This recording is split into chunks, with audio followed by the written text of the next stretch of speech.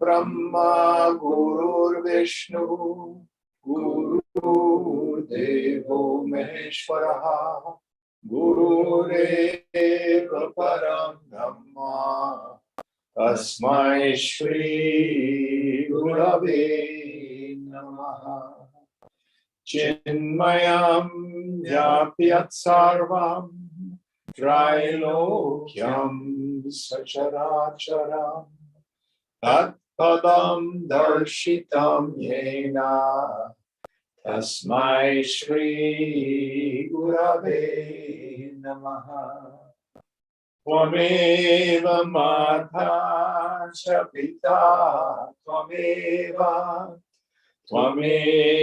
Bandhu Cha Sakha Tvameva Vedyadraginam Tvameva Sarvam Mama Deva Deva Tvameva Sarvam Mama Deva Deva Jai Guru. Om Sahana Bhavatu Sahana Bhunaktu Sahaviryam Karavavahai Tejasvinavadhitamastu ma Vidvishavahai. Om Shanti Shanti Shanti. So I think we start our final chapter this evening. Is that correct? Yes. Can you help us out?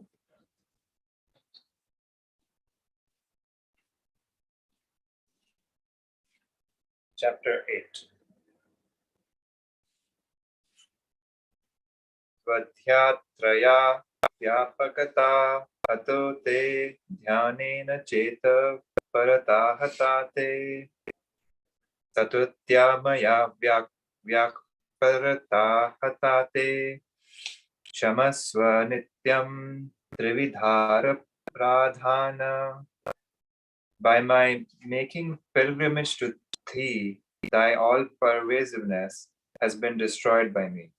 With my meditation, thy transcendence of the mind has been destroyed by me. Thy transcendence of speech has been destroyed by me by my singing thy praise. Ever forgive me these three sins. So here the Shishya has become illumined. The Avadhuta is reveling in his own self-nature. Before class, we were talking about a Shankara text called Saundarya Lahari, which was written towards the end of his life when he had gone to the Sharada temple in Kashmir, now actually in Pakistan-controlled area. Great, famous temple devoted to the worship of the mother. So this is a devotional hymn with deep tantric symbolism to the Divine Mother. Now, wait a minute. I thought he was an Advaita teacher. What's he doing writing a poem in praise of the mother? For those of you who may have read biography or the Gospel of Sri Ramakrishna, he would even do Devi Baba. He would dress up as the Divine Mother and dance in ecstasy.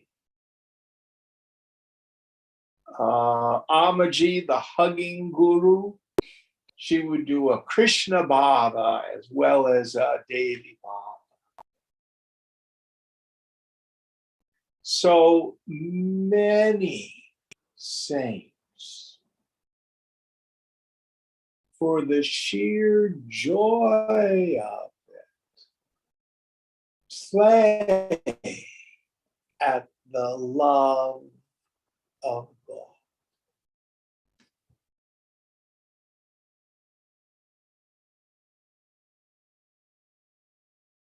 It's okay. Philosophical consistency is not a requisite. So here, forgive me the sin, the dosha, the defect. Engaging in love of the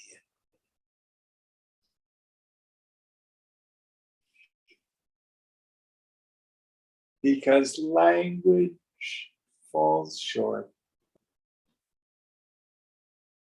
It warms the heart.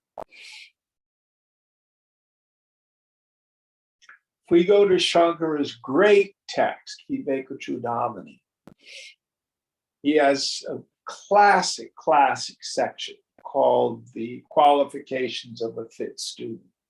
He goes through Viveka, Vairagya, Shamari, Guna, Mumukshutva. Then after he does that, he says, others say that bhakti alone is supreme. There's a whole chapter devoted to it in Gita. So another way to approach it, we don't want our inquiry to be from the neck up, not involve the heart. So yes, we want a quiet mind that's tuned up, soaked in the self, as Jory said a couple weeks ago. But at the level of the emotions, the heart, God is love. That is a truth. Questions is, what is love and what is God? You find that out. But let me give you a place to start. In the heart, it's the cessation of striving. It's the cessation of struggle. It's this complete surrender into the infinite.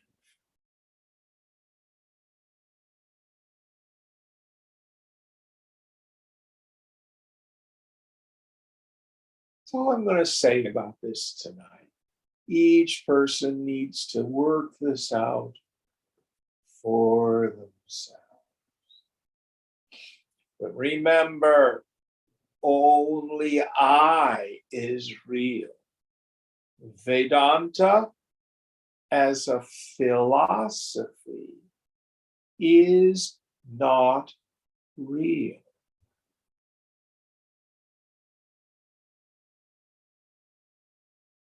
It's a very powerful illusion that destroys illusions.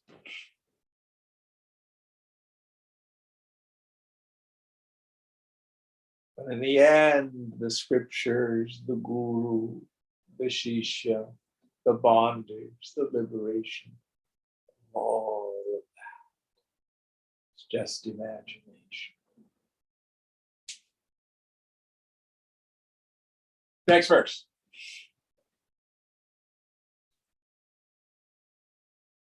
Kameira hatadirghanto mridu shuchira kinchanaha aniho mitabhukshantaha sthira macharano munihi. A sage is one whose intelligence is unsmitten by lusts, who is self-controlled, gentle and pure, who possesses nothing, who is indifferent, who eats moderately, is quiet and steady, and has taken refuge in me. So this me that he's talking about is the self. Aham brahmasmi. So there is an exoteric way to look at this and an esoteric way. Exoteric way, oh, this is how the person of realization is supposed to behave. But in earlier verses, the Tattva has said, there are no rules for the person of wisdom. So let's look at the deeper meaning of this. Let's take each idea. So what's the first one?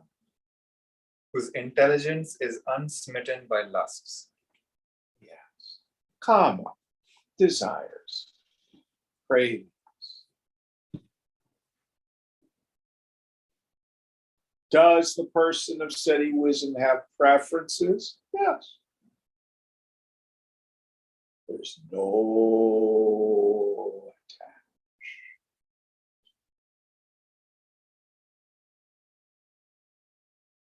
Or Shankara will say, who's not afflicted by desire. Does that mean you can't have a marriage?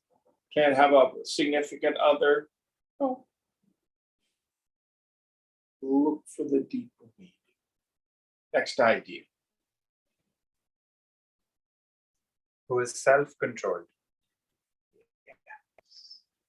So, why does a person get out of control in this world? Raga and Vesha. Must have it this way. I cannot have it that way. But for the person of steady wisdom, for the Avadhuta, it's all just the play of the infinite. You don't get caught up. It's just a dance. Next idea. Gentle. Maybe.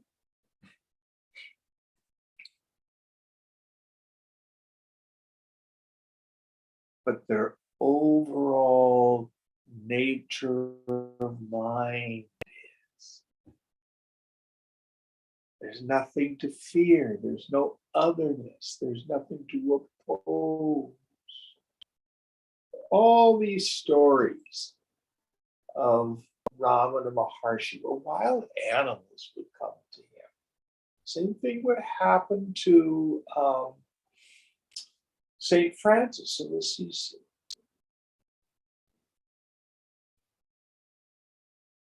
Yet we have stories, well, I can tell you, I saw Swamiji get really angry.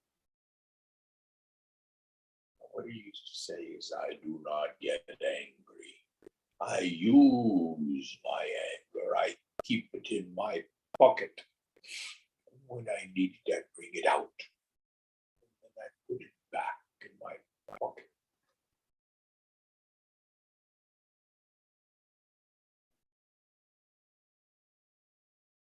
Only you can decide for yourself. Do you have a non-violent, gentle heart? Next idea. Pure. Love what the Master Jesus says. He says, call no man good. Only the Father is good. So if we have this romantic idea that somehow I'm going to have a perfect body, mind, intellect by some internalized standard of perfection. Well, I have news for you. What will probably happen if you're attached to that idea of self is your own doshas will bushwhack you and you'll find yourself acting like a jerk, which is always very humiliating. Good. What is it that you can get humiliated? Ego. So to try to be a perfect person is like trying to count to the highest number. You, the self, are already pure. Nitya Shuddha.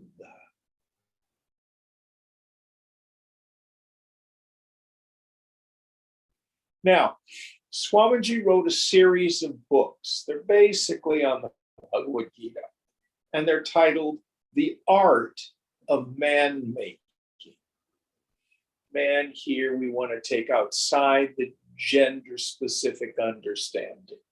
The term man comes from the Sanskrit manusya, which has as its root manas. What's manas? Mind. A man is a thinking being. There's a classification, half of us, which are very special.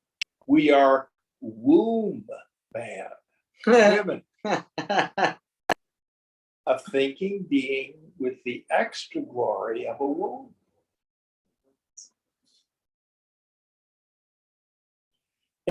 Anyway, set that aside. The art of being fully human.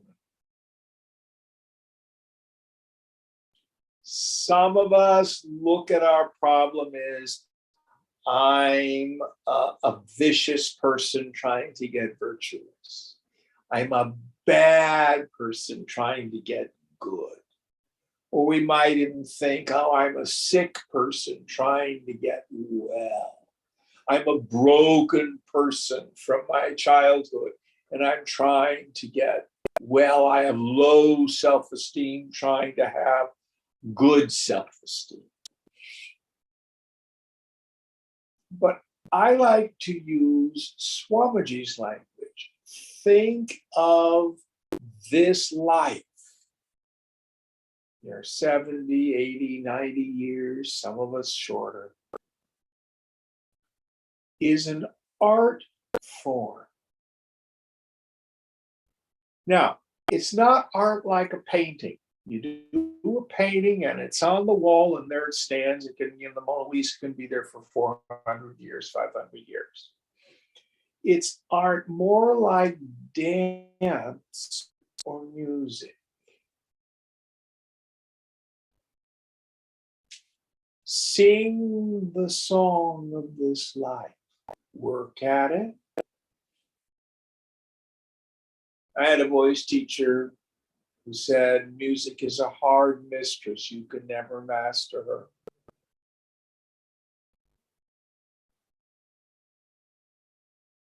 So if you're painting a picture and you decide you want to put a little bit more blue in the sky, you don't go, oh, terrible picture, and stab it with a knife.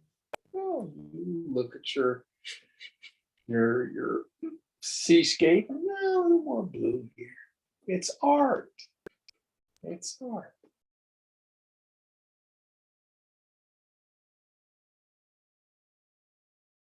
So character building is certainly part of the process, especially in the beginning.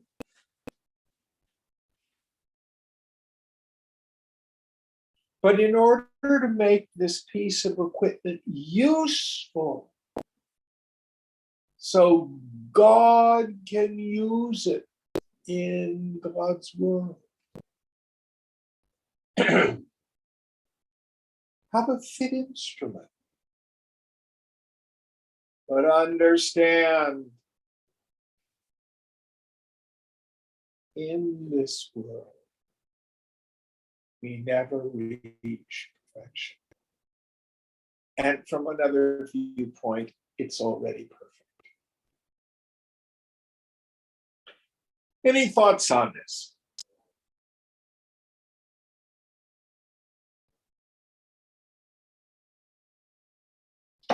And you, the self in you, is already perfect. Already.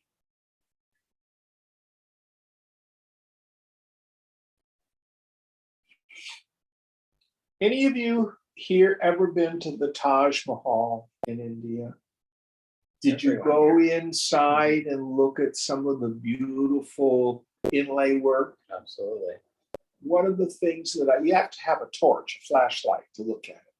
One of the things that I found so interesting, I was looking at one particular pattern, and I don't know what the green semi-precious stone they were using, but they'd found some stone that where the end of it was brown, kind of gold in color.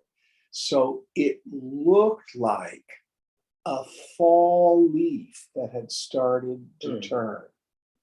Do you ever see anything like that? No. Oh, I mean, such detail. Now, oh, it isn't perfect. It should be all solid green. No. That's not what the Lord does when he paints trees.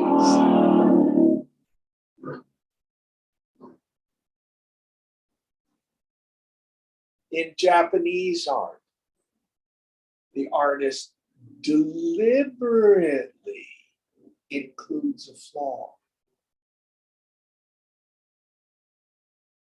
because that's this world, and that's our equipment.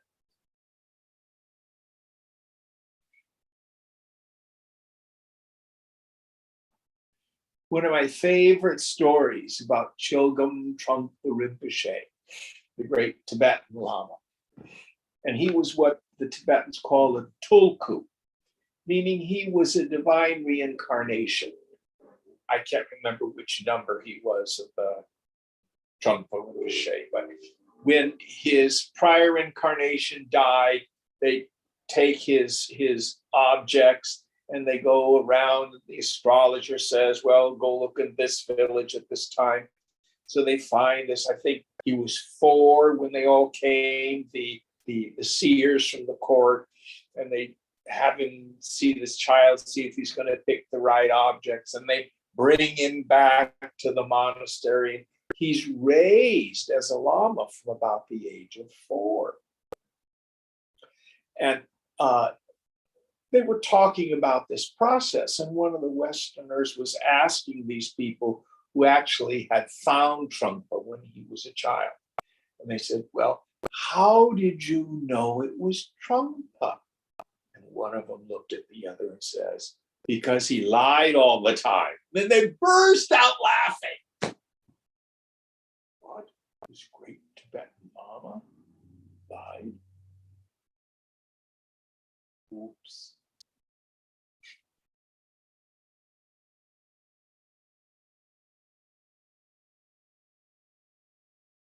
We talked about this Wednesday. One of our teachings is ahimsa. What is ahimsa? Non-harming, non-violence. Non-violence, non-harming. Most of us wouldn't kick a dog. But do you beat yourself up? Mm-hmm. Oh, how could I have done that? Oh, that was so horrible. Oh, I had such regrets. That is an act of violence. Make sure when you practice ahimsa, you include this particular one of God's creations. for many of us, the things our inner voice says to us, we would never say to another person. Mhm. And if we saw a parent using that kind of language to a small child, we'd be appalled. Mm. This making sense? So make sure your practice of ahimsa includes this interior voice. Mm.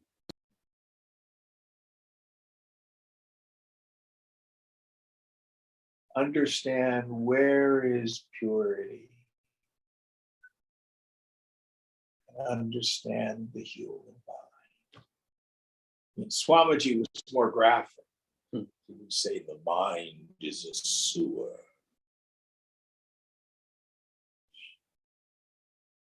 Our job is not to believe it, not to give it on.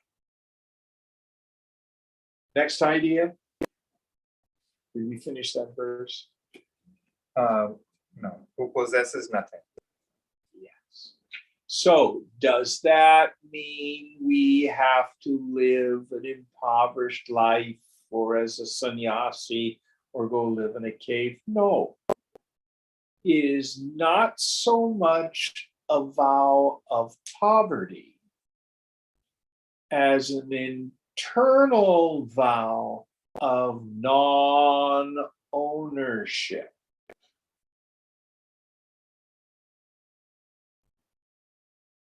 Everything is gift from God. None of it belongs to me. Even better, everything's on loan from God. When it comes into my life, I get to use it. But understand it all goes away.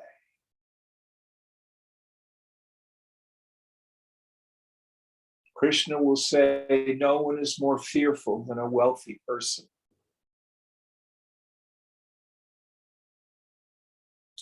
And here's another very important point that runs contrary to our Western materialistic ideas. We labor under the false notion that if I just have enough money, then I'll be secure, then I'll be safe. It's a lie. Because our problem is not money. Our problem is fear. Money is just a form of energy.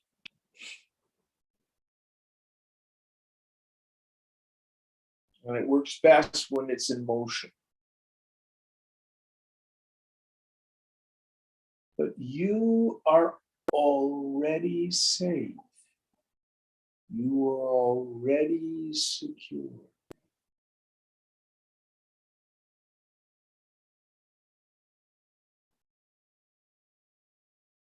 When we finally get that, when we lose our fear of financial insecurity, we understand that we're always going to be taken care of. It's all going to work out. Now, that doesn't mean imprudence. There's the old Sufi saying, trust God, but tether your camel. Thou shalt not test the Lord thy God. The scripture says.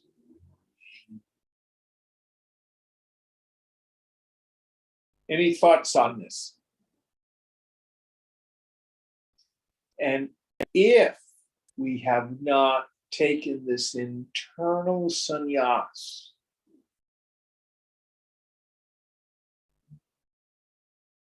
actually, some people do it they wear orange underwear. I'm a sannyasi on the inside. And you can have the orange robes and a 5-syllable unpronounceable name. And if you're attached to status, attached perhaps to your position in a spiritual organization, attached to, I have 1,000 students,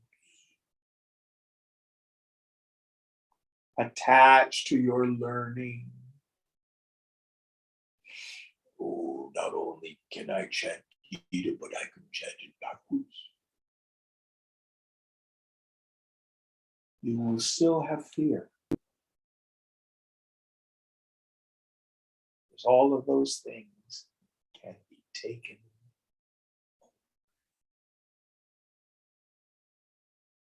Next idea.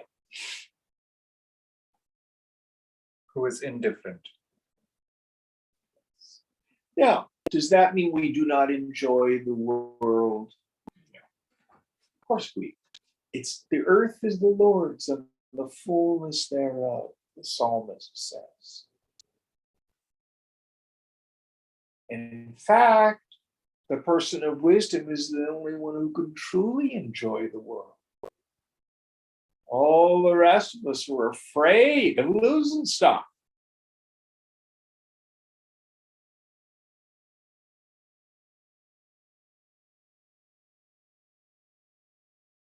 Oh, you have 120-year-old China. Do you keep it all locked up so it won't break?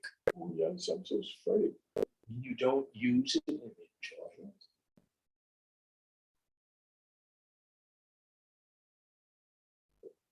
Stradivarius violin. Oh no, we have to keep it locked up because it's so valuable.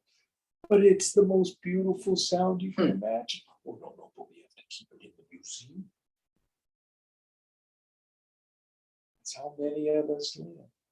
Do you have beautiful jewelry? Oh yes, but I keep it in the safe deposit box.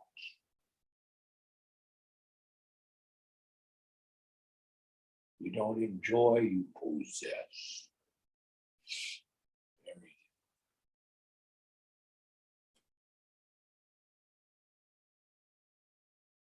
So the key again is this idea of detachment.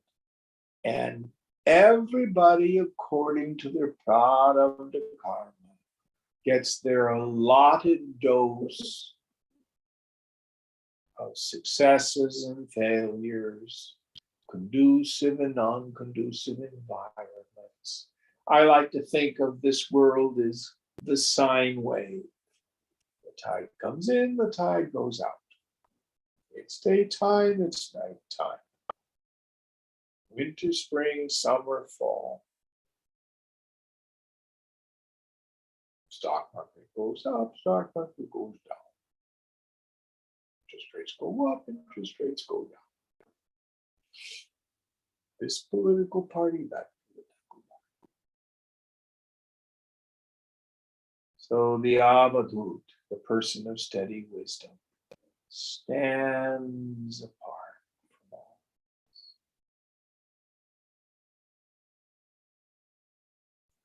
Not afraid of it. In the world, but not of it, as the Master Jesus says. Next idea. Is quiet and steady.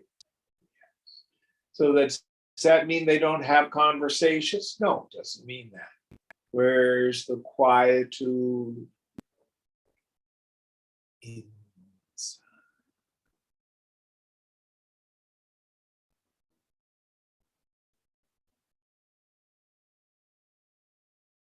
It's one of the things that was so amazing being around Swamiji. He was so empty.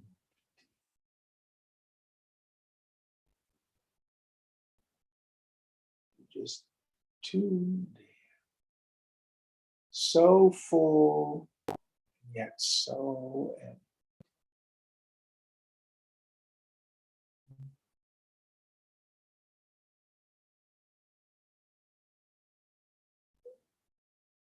I can't remember, one of his disciples wrote this book, Every Breath a Teaching. Just hanging with him, watching him. He was an Upanishad in action.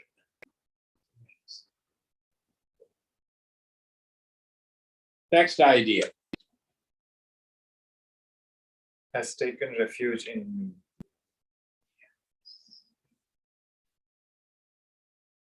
Go back to that very famous line in the second chapter of Gita. That person who's cast off all the desires of the mind, O Partha, and is satisfied in the self by the self. That person is said to be a person of steadiness. Shankara will say, a full knower of the Supreme who has retired into the Supreme.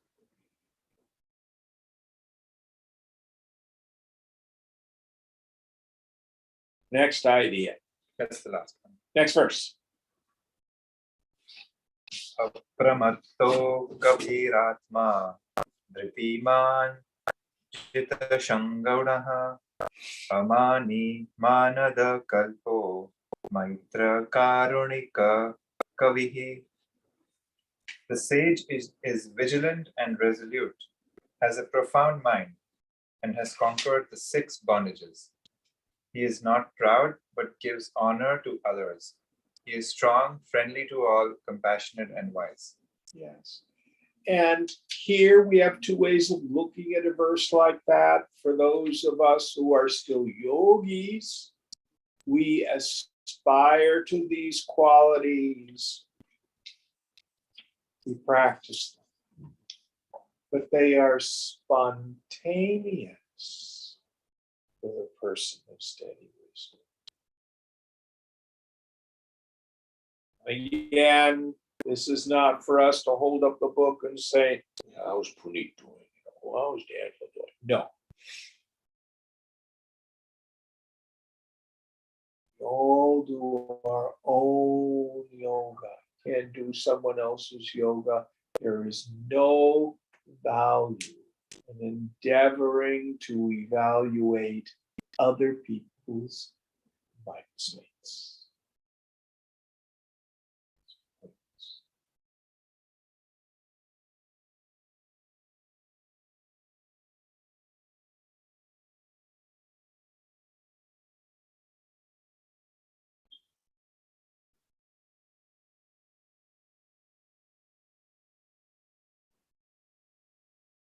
Again, the Master Jesus framed it this way: seek ye first the kingdom of heaven,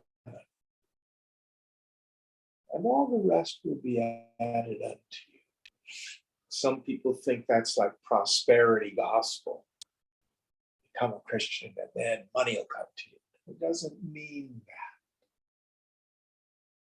It means at the first level, we work on character building, yamas and niyamas, qualifications of a fit student.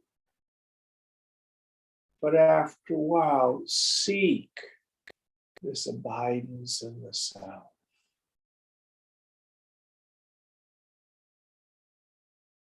The way to heal the mind in the end is to get out of the mind. Then it rights itself naturally. Quit picking at it so much.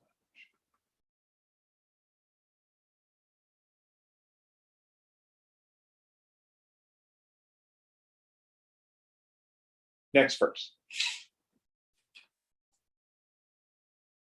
Kripalu prakrita droha stitikshu sarvadehinam satyasaro navadhyatma sama sarvopakarakaha. The sage is merciful, non-violent, and enduring of all. He is pure-hearted and is the essence of truth. He is the same to all and beneficent to all. So again, if we don't have these spontaneously, it's a value to practice them. So let's again go through each one. What's the first idea? The sage is merciful. Yes. Merciful. If someone wrongs us, what's going on? Shankara will approach this in the Shamati Guna section of the qualifications of a fit student with his discussion on titiksha. What's titiksha? The ability to bear the pinpricks of life. Yeah. Without the need for redress or revenge. How will we do that? The way we come to it is to understand that what comes to us, even if we don't understand the complexity, is our own karmic predicament. Christians say, do unto others as you would have them do unto you. The Chinese say, don't do to others what you don't want them to do unto you. The Hindus say, it will be done unto you as you have done to others. But here's what I call the point of power. When circumstances come to us, when people wrong us, how am I going to respond as opposed to reacting?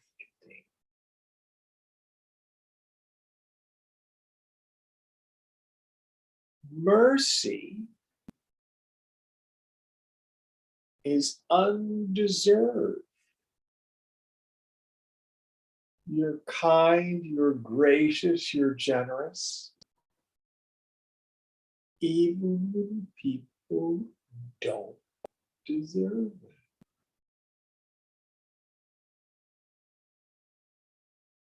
Again, the Master Jesus said, if a person strikes you on the cheek, what are you supposed to do?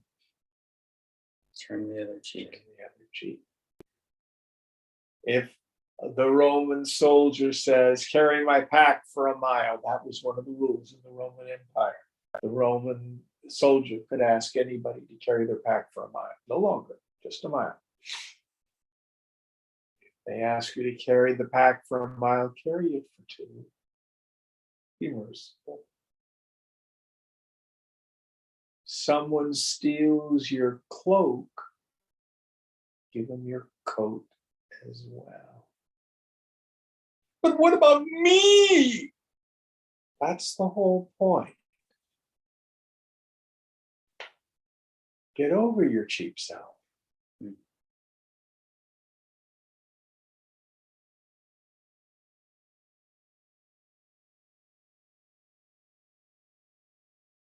Return good for evil.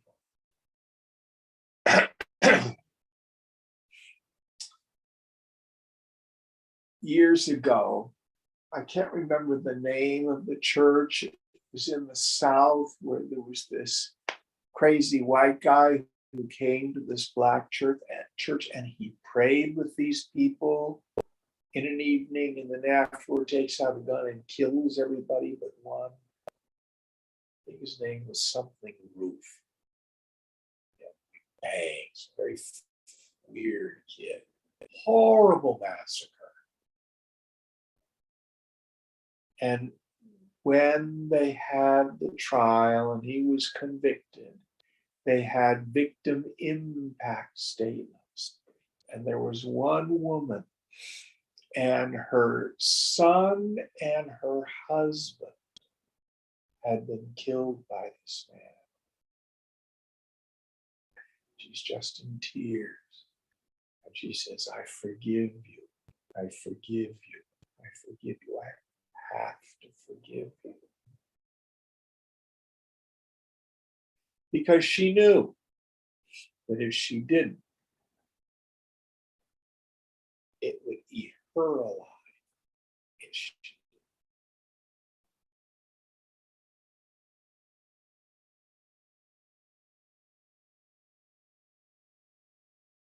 Now, God's mercy is a constant.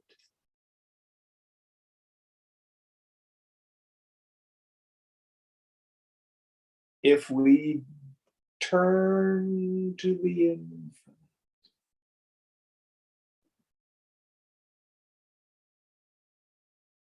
again, another one of the Hebrew Psalms that I love. Be merciful, O loving God, for I have sinned. Have mercy on me, God, in your goodness and compassion. Take away my guilt. Wash me. That beautiful language. Can we love and be merciful as God is merciful?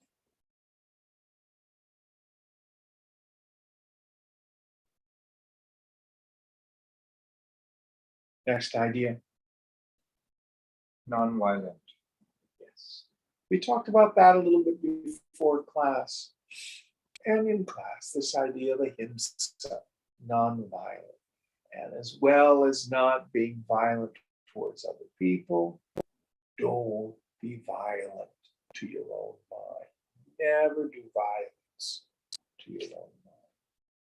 You do, it's going to come out sideways towards somebody else eventually. How do we do that? You know, if we can understand why people do what they do. Our violence is usually a response to our anger. Why am I angry? I'm not getting what I want. People aren't behaving like they should. Frequently, for us, we are angry because we are fearful.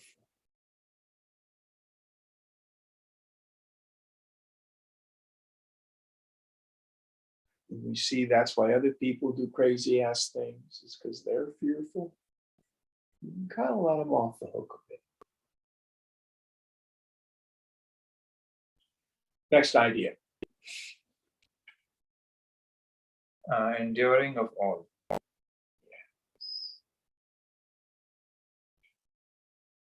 The world and its people are oftentimes quite wrong.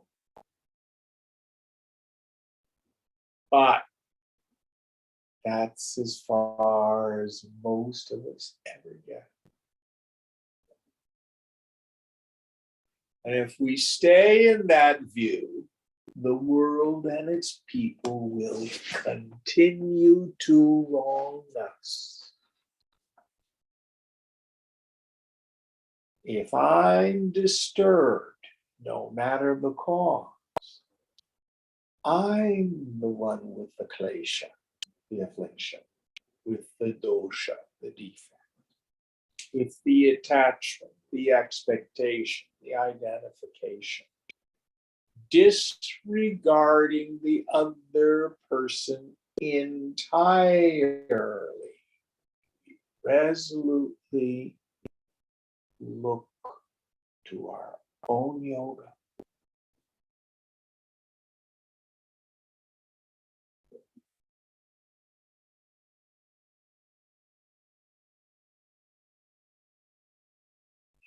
Now, if we don't do that, you can run, but you can't hide. Oh, it's so terrible at this job. I'm going to go quit and go get another job. And the same circumstance will show up. Young people so frequently, oh, I'm in an abusive relationship. I need to find somebody else. And then it happens all over again.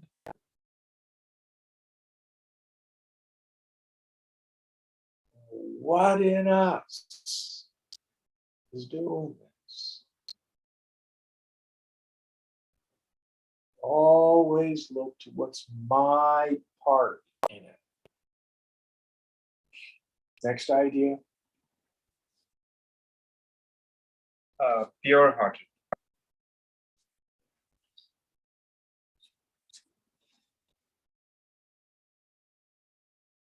Pure-hearted. Well, there's several ways we can look at this. This doesn't mean just nice thoughts as opposed to bad thoughts. When you have pure water, you know, the commercial for the zero filter, and they compare it to the Brita filter and tap water. What does the zero filter do? Takes out everything that's not water.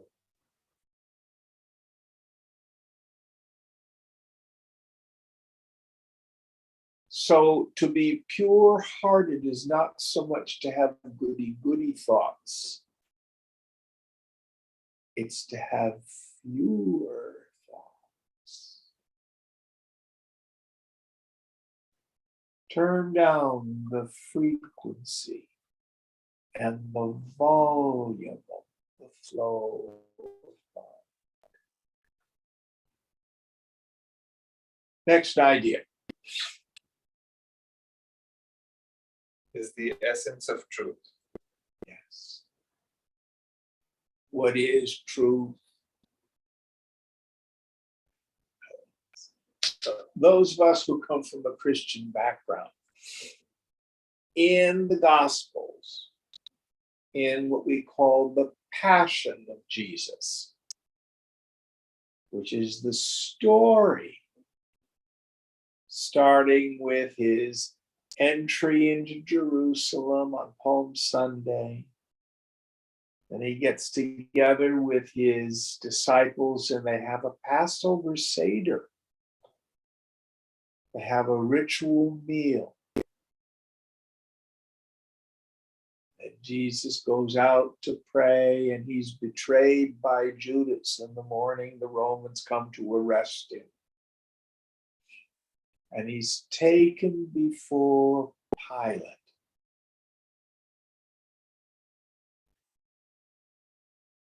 Pilate asks him a bunch of questions. And one of the questions Pilate asks him is, what is truth?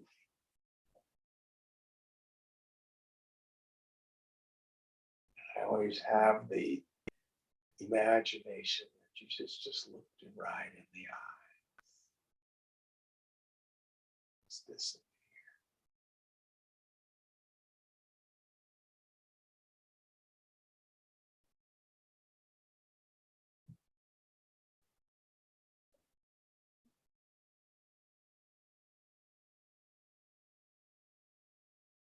he was the truth. But that's the truth of you as well. Pilate comes out, I imagine he's all tuned up. He goes, I find no fault in this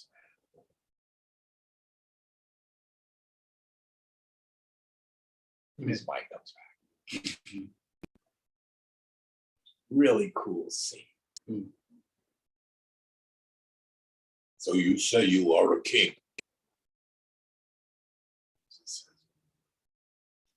My kingdom is not of this world. Don't you know I have the power to kill you? You have no power if it does come from God. No resistance. No nothing. He just was there. A sacred presence. It's just marvelous, marvelous moment. It's in the scriptures. Is that the end of that verse? Who's the truth? One more. He is the same to all and beneficent to all. Yeah. So one of my favorite slogans, it's like a mantra. We live in a beneficent universe that conspires for our well-being if we let it. How do we do that? Get out of the way.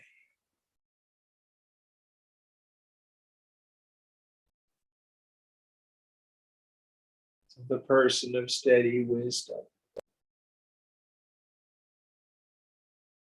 There's nothing in the way. So God can use that person as an instrument. Next verse. Avadhuta lakshanam vargne tavyam bhagavattam veda varnartha tattvam gye veda vedanta vavidibhi. The sign of an Avadhuta should be known by the blessed ones, by those who know the truth of the significance of the letters of the Vedas, and who teach Veda and Vedanta. Yes. So to summarize this verse, sometimes we can see a man or woman of knowledge and recognize them. But in the end, only one person of wisdom can really recognize them. When you know who you are, then you will know who the Guru is.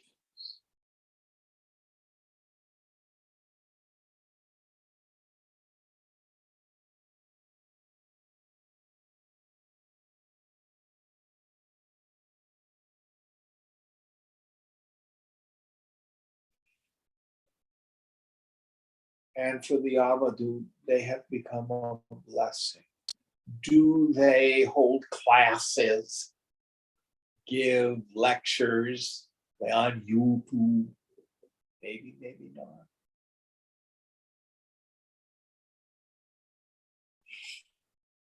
They may be the cook in the tekya, in a Sufi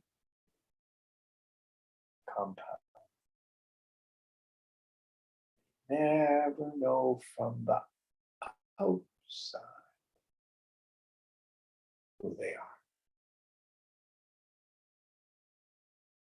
But if we're sensitive people, and I think most of us are, we're open to spiritual vibrations, spiritual energies, then we can begin to sense something that's very attractive. Next verse. How many more do we have in this? 5 more. Okay. Asha pasha vinirmukta adim dhyanta nirmalaha anande vartate nityam akaram tasya lakshanam. The significance of the letter A is that the Avadhuta is free from the bondages of hope, is pure in the beginning, middle, and end, and dwells ever in joy. Oh, so now he's going to break apart the mystical meaning of the various letters in the term Avadhuta, I think. Yeah. So you just said it. Next one. Vasana varjita yena vaktayam ja niramayam vartamaneshu varteta vakaram tasya lakshanam.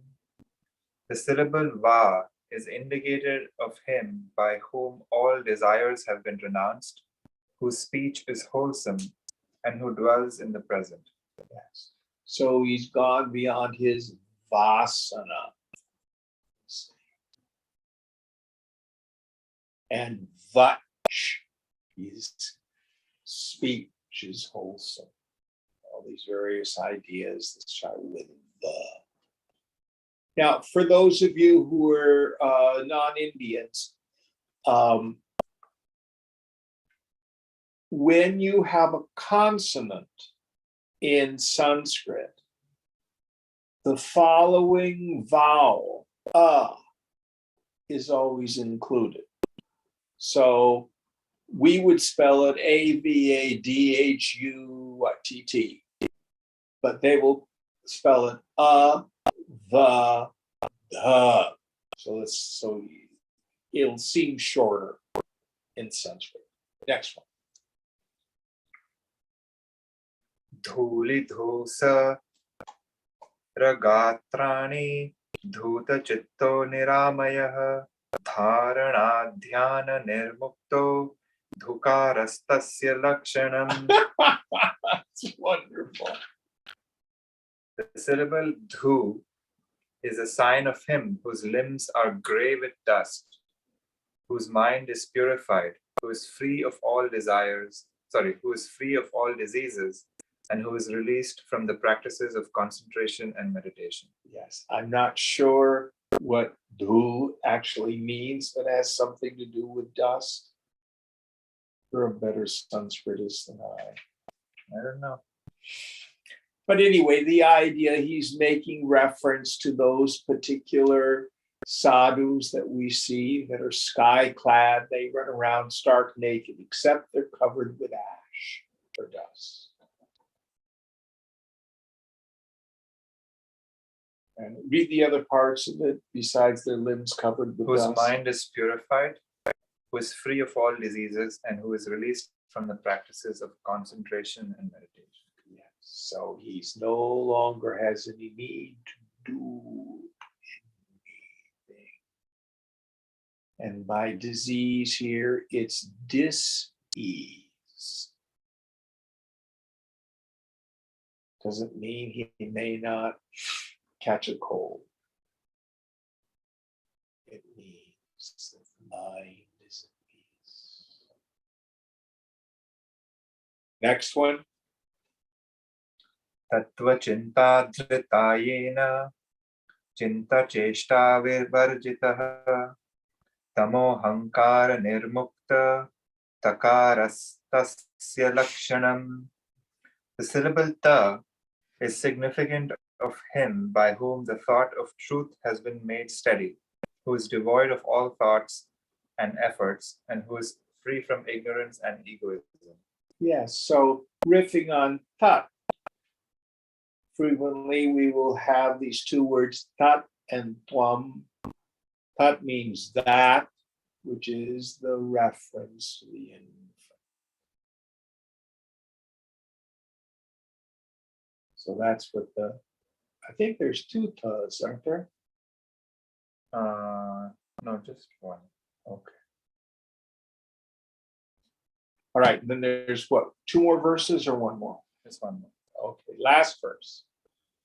Dattatreya vadhutena nirmitanandarupina ye pathanti cha shrinvanti tesham naiva punarbhavaha. This Gita or song is composed by Dattatreya Avadhuta, who is the embodiment of bliss. Whoever reads or hears it has never any rebirth. So what we need to do is read or hear it at the deepest level, meaning it penetrates us. We internalize it, we embody it. And as the end of Taittiriya Upanishad says, Swadhyaya Pravachanecha. Some of you would say rewise it. Took me a while to figure out that he's saying revise, which is Indian English for review. Go over it again and again. And pravachana, what's pravachana? Teach it to others. Yeah. Best way to find out how clear your understanding is to endeavor to explain this to someone else.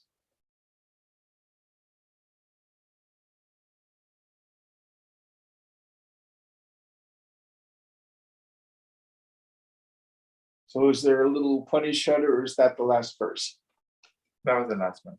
Okay, so now would you read the first verse again Sure. so we can start our revising? Ishvaranugrahadev punsam dvaita vasana mahadabhaya paritranat viprana mupajayate. Through the grace of God alone, the desire for non-duality arises in wise men to save them from great fear. So by God's grace, the desire to know the truth arises in us. This mumukshu. Om Purnamada Purnamidam Purnat Purnamudachyate Purnasya Purnamadaya Purnameva Vashishyate. Om Shanti Shanti Shanti. Hari Om Shri Guru Namaha. Hari Om.